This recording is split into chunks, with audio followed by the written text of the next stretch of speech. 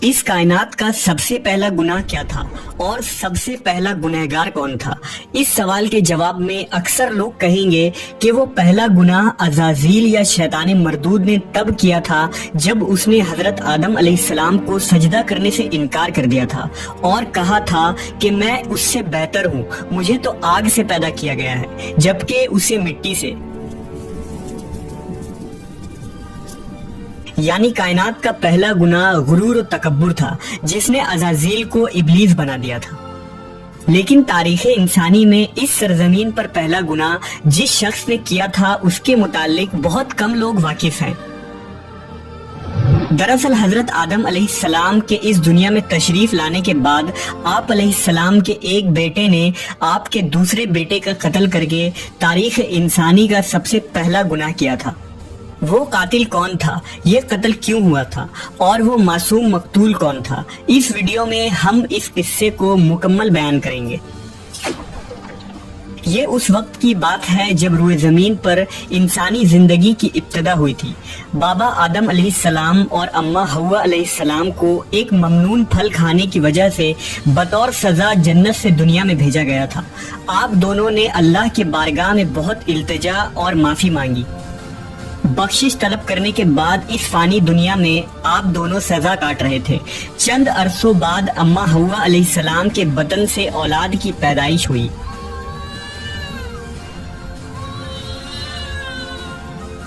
یہ پیدائش ایک خاص صورتوں میں ہوتی تھی۔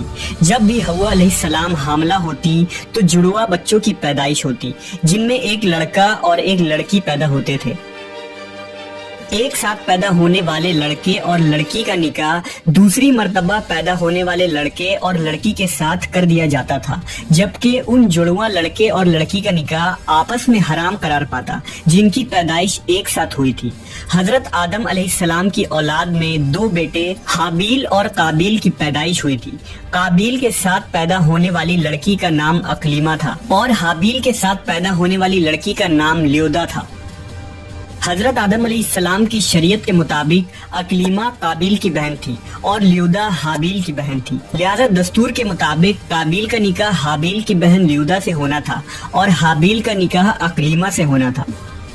اقلیمہ جب جوان ہوئی تو اس کے حسن و جمال میں بہت اضافہ ہو گیا اور وہ لیودا سے زیادہ خوبصورت تھی، لہذا قابیل کے دل میں شیطان نے شر پیدا کر دیا اور اس نے یہ خواہش کی کہ وہ اقلیمہ سے ہی نکاح کرے گا۔ قابیل شریعت سے واقف تھا، اس کے باوجود وہ اپنی ضد اور ہٹ دھرمی پر قائم رہا۔ حضرت آدم علیہ السلام نے قابیل کو بہت سمجھایا اور اللہ کا خوف دلایا مگر وہ نہ مانا۔ آخر کار حضرت آدم علیہ السلام نے دونوں کے درمیان فیصلہ کا یہ راستہ نکالا کہ آپ نے حابیل اور قابیل دونوں کو اللہ رب العزت کی بارگاہ میں قربانی پیش کرنے کا حکم دیا اور فرمایا کہ تم دونوں میں سے جو بھی اقلیمہ کا حقیقی حقدار ہوگا اللہ تعالیٰ اس کی قربانی کو قبول فرما لے گا اور اس طرح فیصلہ ہو جائے گا۔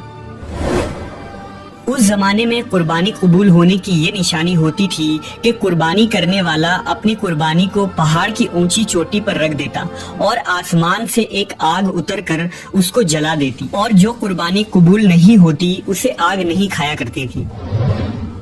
اگلی صبح حابیل اپنی بہترین مویشیوں کو ساتھ لایا اور ان میں سب سے اعلیٰ قسم کی بھیڑ کو قربانی کے لیے پیش کیا۔ قابیل چونکہ کھیتی باڑی کیا کرتا تھا لہٰذا اس نے کچھ اناج اٹھا لایا جو کہ سب سے گھٹیا قسم کی تھی۔ قابیل نے سوچا کہ اگر اس کی قربانی قبول ہو گئی تو ویسے بھی اس اناج کو جل جانا ہے، تو اچھی فصل کو برباد کرنے کا کیا فائدہ، لہٰذا وہ ردی اور ناقص قسم کی اناج لے کر آیا۔ جبکہ حابیل ایک نیک سیرت اور اللہ سے ڈرنے والا شخص تھا، چنانچہ اس نے نیک نیتی کے ساتھ خالص اللہ کی رضا کے لیے اپنی بہترین مویشی کو پیش کر دیا۔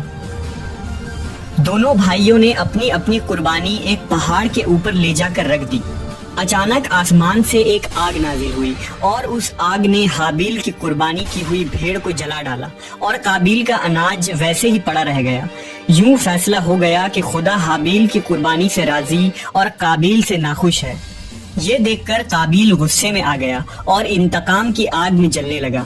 اس نے سب کے سامنے یہ اعلان کر دیا کہ وہ حابیل کو جان سے مار دے گا۔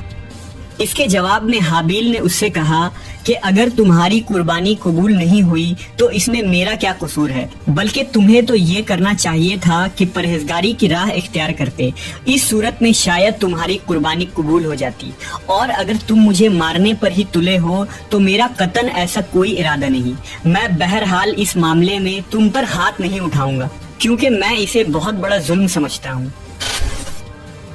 قابیل حسد کی آگ میں جل رہا تھا، اس پر اس نصیحت کا کوئی اثر نہ ہوا۔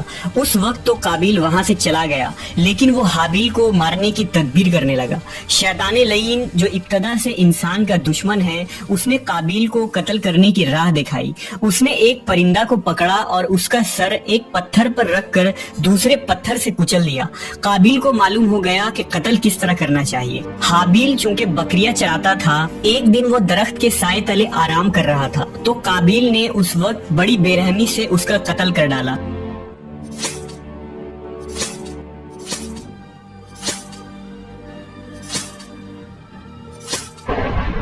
جب قابیل نے حابیل کو قتل کر دیا تو اس کی عقل زائل ہو گئی، سمجھنے کی صلاحیت ختم ہو گئی۔